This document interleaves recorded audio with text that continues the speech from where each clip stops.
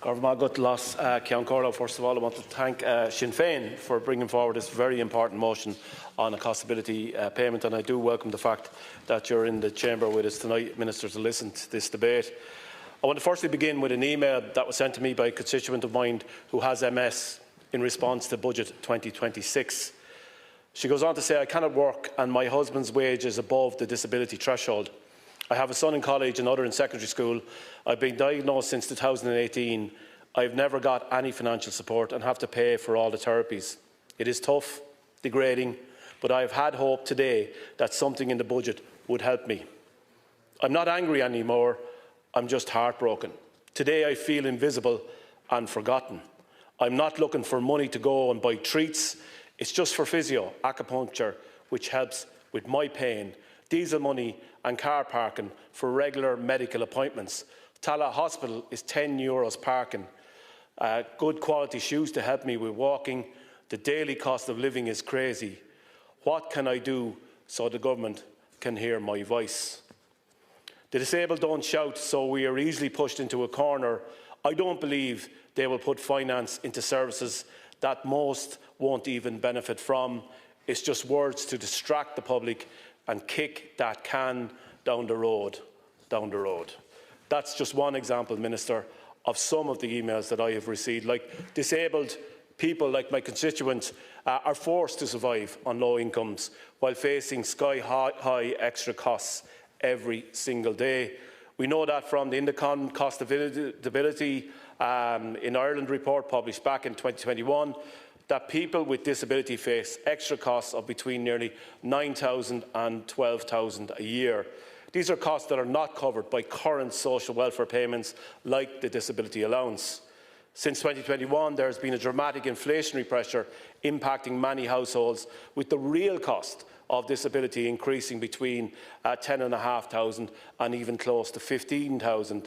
These additional costs can increase with the number of disabilities or chronic illnesses, with the highest average costs, we are told, in the region of nearly €50,000. I don't think this government has no idea what it has done to the disabled community. Government have left them totally devastated, with the Disability Federation of Ireland calling this a betrayal. Government has shown no intention of addressing the cost of disability or changing outdated social welfare limits that confine many disabled people to their homes. These are all the core issues that they have been left on the long finger. While government rhetoric focused on increased investment in services, which we all will welcome, this will do little to affect the challenges facing people with disabilities on a daily basis, such as the high levels of unemployment and poverty. There are at least 8 programmes for government commitments to addressing the cost of disability, including introducing a cost of disability payment and extending free travel to children that receive the DCA payment. Budget 26 did not address a single one of these commitments. What Budget 26 did, in fact, was to increase the costs faced by disabled people in this country. Government's decision to cut measures from the previous budget now mean that, as has been said by many speakers in this House, that many disabled people will lose almost €1,300 a year. That's not spare cash, Minister, anyone has lying around. It's what kept the lights on and the House warm. These measures should have been made permanent into a cost of disability payment, which the Labour Party proposed starting at €25 a week. Instead, government decided to introduce subsidised burgers. It is remarkable that only a few weeks ago that the government published its first ever human rights strategy for disabled people, but this has not been matched with the ambition nor the required funding in Budget 2026. It has left disabled people and their families feeling invisible and forgotten once again. Nearly $700 million wasted on a VAT cut for Ronald McDonald. This is a big business sector that is already making massive profits, while disabled people like my constituent aren't entitled to a single ounce of support from this government. This isn't pocket change. It's almost $700 million that will be of most benefit to those in big business. Along with a cost of disability payment, nearly a year, $1.2 billion was given away to fast food chains and property developers. This could have increased the income disregard for those with the disability allowance to €250. It could have increased the funding for employability further and workability programmes to support people with disabilities in the workplace. It could have provided for 1,000 extra places on the wage subsidy scheme, restoring the link to 70% of the national minimum wage, and introduced reforms to improve the scheme.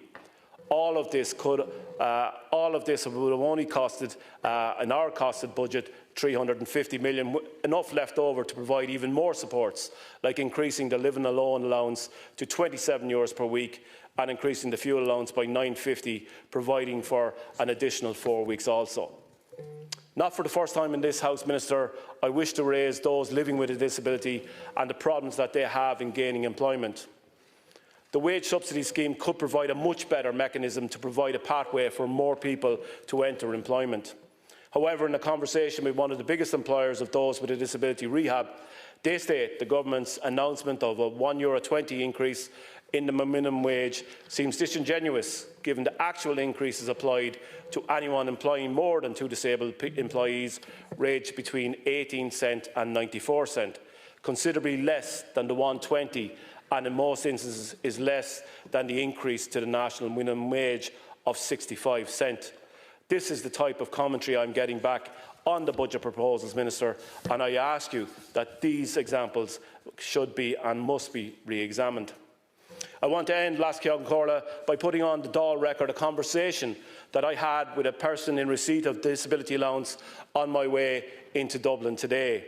This person cannot afford to put the heating on for the hours his disability and medical condition should need.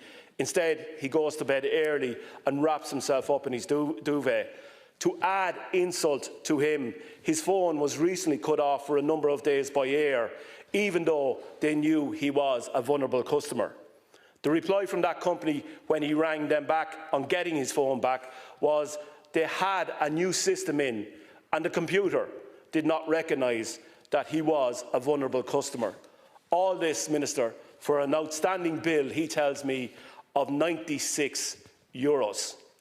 This, Minister, is an example of the daily life of many of the people I deal with who are living in a disability.